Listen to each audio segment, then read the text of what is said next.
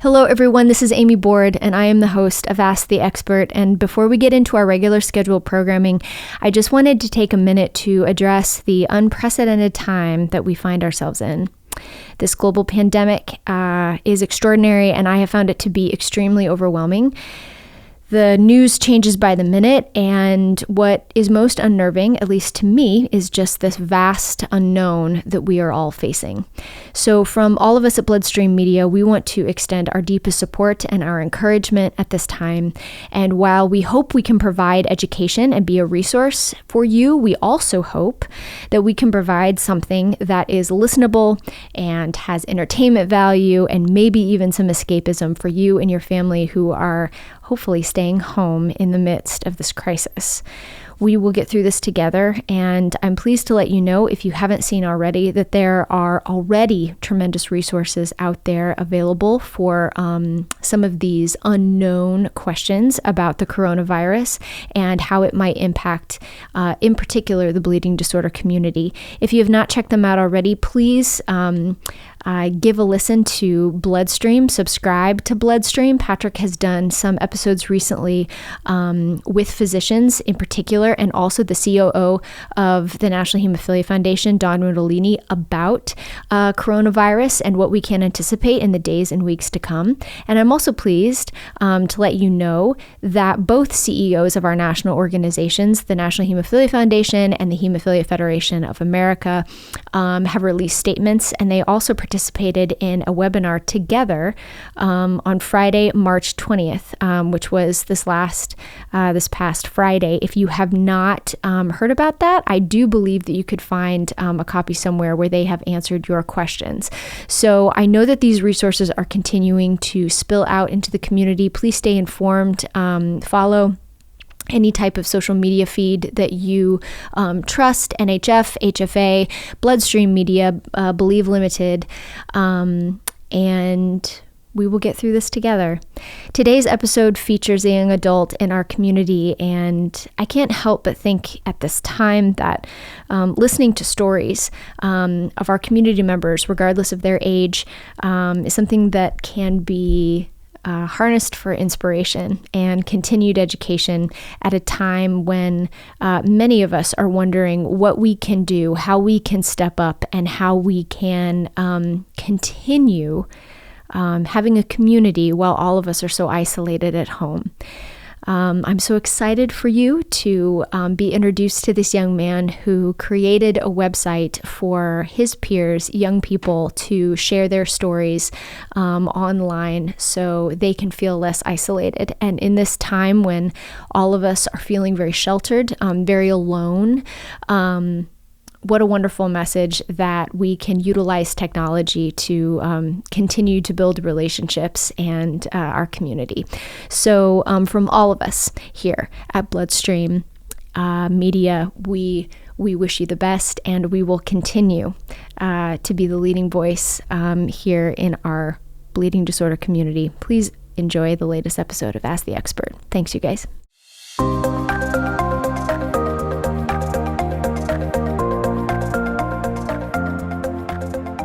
Welcome to another episode of Ask the Expert. I am your host, Amy Board, and happy Bleeding Disorders Awareness Month. Personally, I have been so encouraged and proud of how this community has rallied behind Bleeding Disorders Awareness Month since it was first officially established several years ago. It feels like it's been really important to have an opportunity to share our stories with a larger community. And today on the podcast, we dive into why it is so important to share our stories, especially for teenagers. We have a teenager on the podcast today. He has von Willebrand's disease. He was diagnosed at 8 years old, and he has a story of isolation and a feeling lonely and not being heard when it comes to his bleeding disorder, what it's like. And he took it upon himself to create a website, to create an online community for other teenagers to share their stories. So in honor of Bleeding Disorders Awareness Month, how we all try to raise awareness, how we all lean into our activism in a way, we thought here at Bloodstream Media it would be really great to showcase how a teenager has taken it upon himself to raise awareness for von Willebrand's disease, hemophilia, and other chronic illnesses. So you're in for a good one today. Before we get to it, let's do housekeeping things. Please remember to subscribe to Bloodstream and Ask the Expert so you can get everything that's coming down the pipe from Bloodstream Media. There are a lot of extras that are slowly starting to drop as we move into our new formats for 2020. So make sure that you have subscribed to both Bloodstream and Ask the Expert. I, as always, would love to have your questions and your thoughts for future podcasts. You can find me at Twitter at Bordeaux87. You can also email me at mailbag@bloodstreammedia.com. So let's get to it. Today we have Brian Ragaishis from Live Smart, Play Smart. He has created that website, Live Smart, Play Smart, and he's created it for kids and teenagers who are facing a medical or physical challenge. And he really wanted kids from all over the world to have a place where they can tell their story, their reality of what it's like living with a rare disease. His message is that everyone should be able to pursue their goals or their dreams, but he also wants to encourage his peers to do that with a sense of responsibility, which I love, a sense of responsibility. He wants other teenagers to be smart about the risks that they take and always remember to not let their rare disease get in the way of what they want to do with their life. He's a wonderful, wonderful, wonderful young man, and I'm excited for you to get to know him. So grab yourself a cup of coffee and let's have ourselves a conversation. I am your host, Amy Board, and welcome to episode 37, or our Live Smart, Play Smart episode of the Ask the Expert podcast.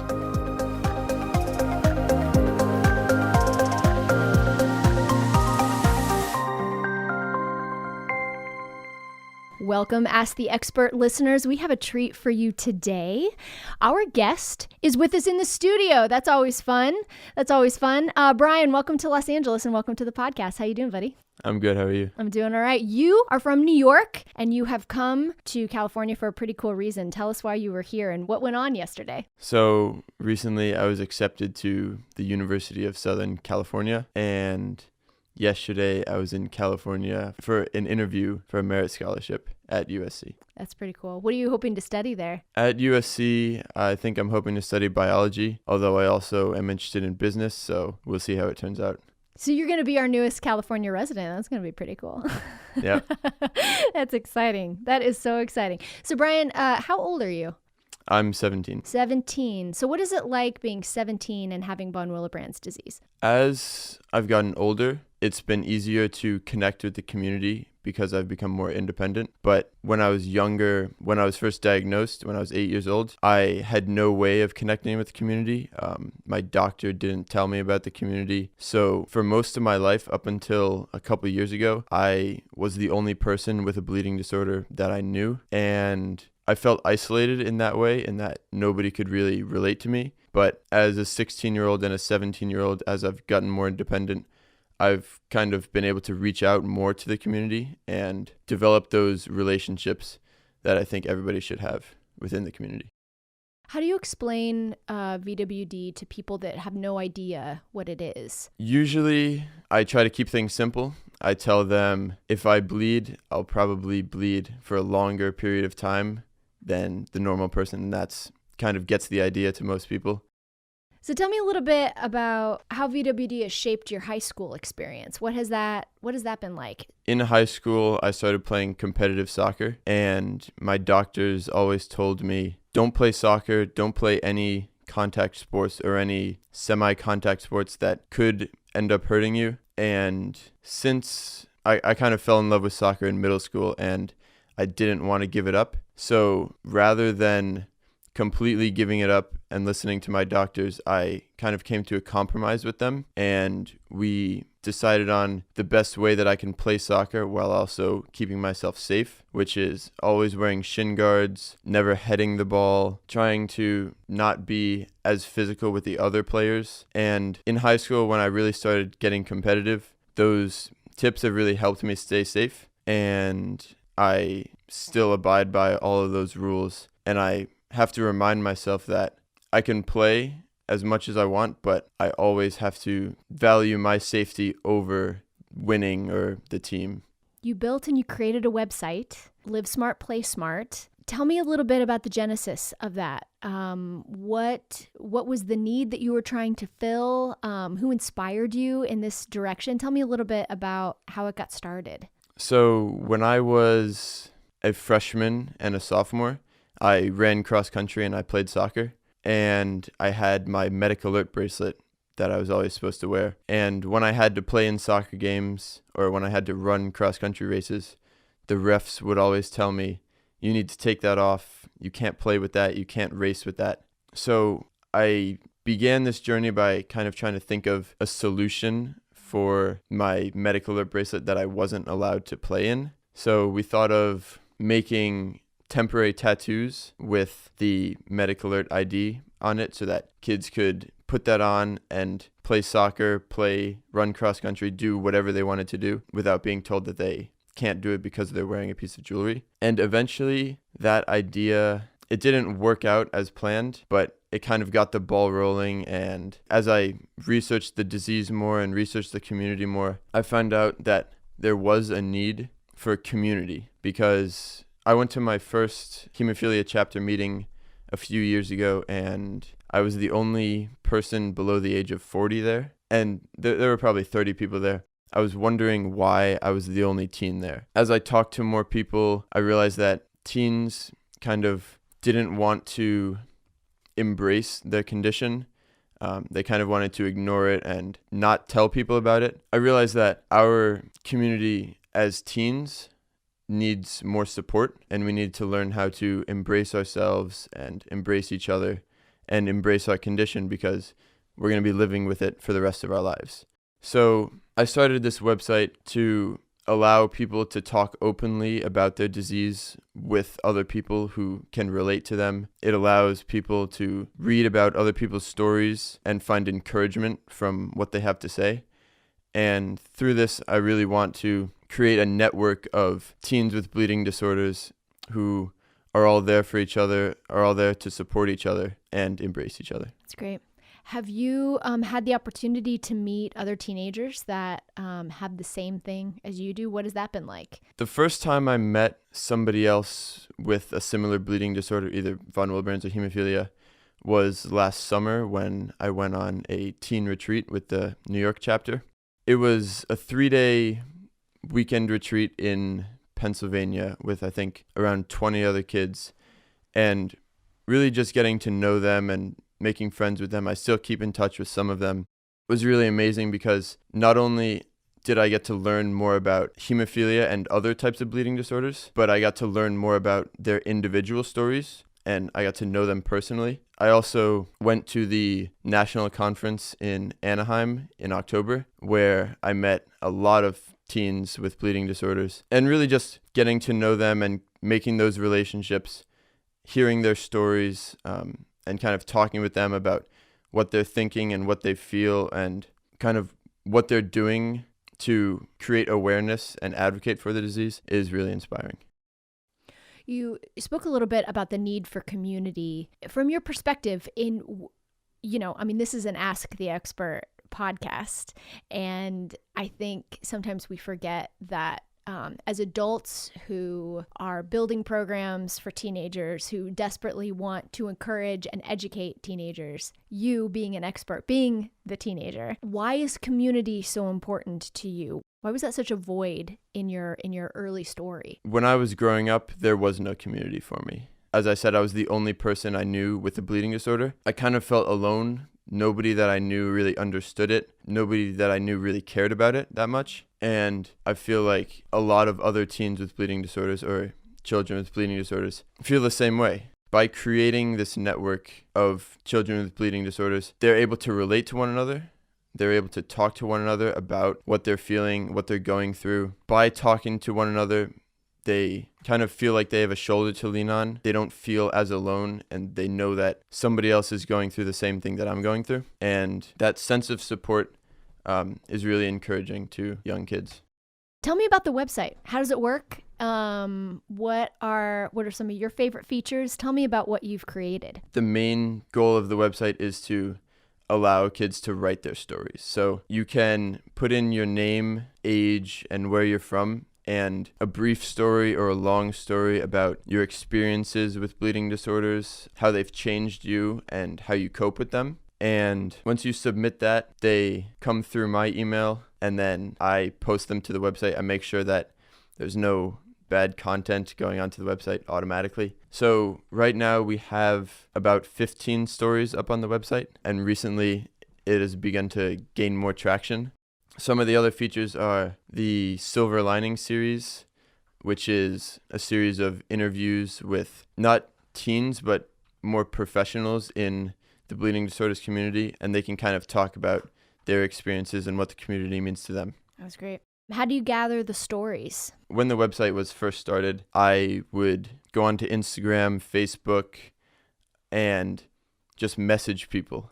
I would say, hey, do you want to write a story for my website? I would explain the website to them. I would explain my mission to them, and they would either say yes or no. Oftentimes, they would say yes and then forget to do it, and I would have to keep reminding them, and then maybe 2 months later I would finally get a story. But recently, after the latest edition of the Hemophilia magazine came out, there was an article about Live Smart, Play Smart in that magazine, and more people have begun messaging me that I have never spoke to before. They came to me first and they were like, hey, your website sounds really cool. I'd like to write a story. So the traction is definitely growing, and hopefully it'll continue to grow. Why do you think it's important for teenagers in particular to tell their story? What has been the draw of it, do you think? So I think it's important in two ways. It's important to yourself to kind of write down what you're feeling and what you're going through.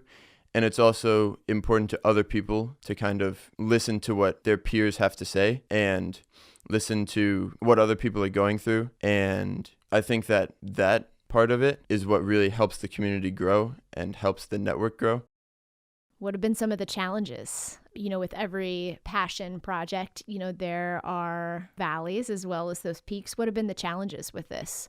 With creating the website, the most challenging thing was actually getting people to write stories, because it's specifically directed towards teens, and teens are typically pretty busy with schoolwork or homework, college apps. So getting them to actually find time to sit down and write about their stories is really challenging. But once they've done it, I think that it's really rewarding to both themselves and the community. How do you get these stories out? How do you get people to see the website? What are you hoping to achieve once you started this movement of people really wanting to share? I try to spread the website in every way that I can. I jump at every opportunity. I've spoken at events. I've done podcasts. You've done podcasts! Or a podcast, I should say. I've gone on teen events. I've done bleeding disorder walks, fundraisers. I've pretty much done every possible thing that I can do to spread the name of the website. I realized that my website wasn't search engine optimized, and so I've been kind of working on that and making it easier to find the website. So that's how I kind of try to get the website out there. I don't know if there's a single concrete goal like that I'll know I've made when I've made it, but I feel like it's more abstract than that. It's about bringing together a community of teens and inspiring them to live their lives to the fullest while staying within the limits of their condition. The goal is to inspire and encourage as many people as possible and connect as many people as possible with the community. What has it meant to you personally to have this project and to have this, this is something extra on top of school, on top of college, on top of sports? What has it meant to you? Why has this been something that you've continued? When I first started with the idea of the temporary tattoos, it was kind of to be used as a mechanism for me to keep playing sports. And that was the goal at that time. But as it's continued to grow, I have a story on my own website. And in writing that, I found that it was really helpful in understanding who I am and what the disorder means to me. But also, when other people write their stories, usually I have to talk to them for a while before they actually get around to doing it. And I really learn about other people's stories and how other people have dealt with it. I take a lot of inspiration from that because every kid out there who's going through this is so strong. Just getting involved in the community from the beginning, they really kind of took me in as family, and I have a lot of friends within the bleeding disorder community, both kids and adults, and they also keep encouraging me to do it, so I draw inspiration from that also. That's pretty great. I think a lot of teenagers are either just like you said, they don't want to think about it, or they are involved and they, have no idea how to create awareness, or it's very difficult to explain it to their peers. I mean, it's a very difficult thing to explain. Yeah. It's just kind of like this weird thing. I personally think why community is so important. You have someone who understands the language of what it's like to have, a nosebleed that goes on for like 20 minutes. What advice can you give to your peers, who might be listening to this, or their parents might be listening to this? What advice can you give to, putting their creativity into action and start sharing? What does it mean to share? I would say definitely to start, get involved with your chapter in as many ways as you can. Go to all the events, go to all the meetings, talk to as many people as you can, both within the bleeding disorders community and out of it. Because within the community, we need to share ideas on how to spread advocacy and awareness more. But also out of the community, you need to be an advocate for yourself. You need to be telling your friends about it, telling your coaches about it, talking to your parents about it, talking to your aunts and uncles about it. Everybody that'll listen, you need to talk about it, because it is a very small community, and if you don't have von Willebrand's or hemophilia or any other bleeding disorder, you're not going to be aware of what's going on unless you have a friend who wants to talk with you about it. So I think that's probably the biggest step we need to take as a community. If people want to share their stories, how can they contact you to get involved with Live Smart, Play Smart? You can go onto the website, and there's a form that you can fill out really quick and just put your story in. Or I have an Instagram page and a Facebook page, Live Smart, Play Smart, pretty simple. You can go on, direct message me. I also have an email address, brian@livesmartplaysmart.com. You can email me with your story or any questions you have, and I'll get back to you. Cool. And I have to ask, before we end, what was the outcome of your MedicAlert bracelet with your cross country and your soccer coaches? Do they let you wear it? I actually found a MedicAlert sweatband on the MedicAlert website that I could wear over the bracelet while I played sports. And I think the main concern with jewelry is that it could cut somebody while you're playing. But if you have a sweatband over it, there's no harm. There's no potential harm. So they let me play with the sweatband over it. So wait, the sweatband has your information on it, or it's just a sweatband and you put it over the bracelet? It has the MedicAlert symbol on it. Okay. And then when people see that, they can just take it off. The MedicAlert bracelet is on underneath. How long did it take to have that come to fruition? Was it a lot? Did you have to go back in and explain what VWD is and what could happen if something happened to you out there? I mean, what was that process like of trying to get something changed, for your health condition? I didn't really have to talk to anybody. It was more just looking all over the web for something that I could use to put over it. So you didn't have to yell at coaches? No. Dang it. I really wanted you to have a great yelling at coaches story, Brian. I'm sorry. JK. Brian, thank you. Thank you so much for joining us today. I know I'm going to speak for my listeners. We're excited to follow Live Smart, Play Smart, and of course your journey into college, UNC. We can't wait to hear more about that. I would love to hear more about your personal wrestle with VWD, so would you mind hanging around so we can get to know you better? Sure. Listeners, be on the lookout for part 2 of Brian's Ask the Expert, dropping this Thursday, where we can hear his personal story of growing up with VWD and what inspired him to create Live Smart, Play Smart. So I'll see you on Thursday, everybody.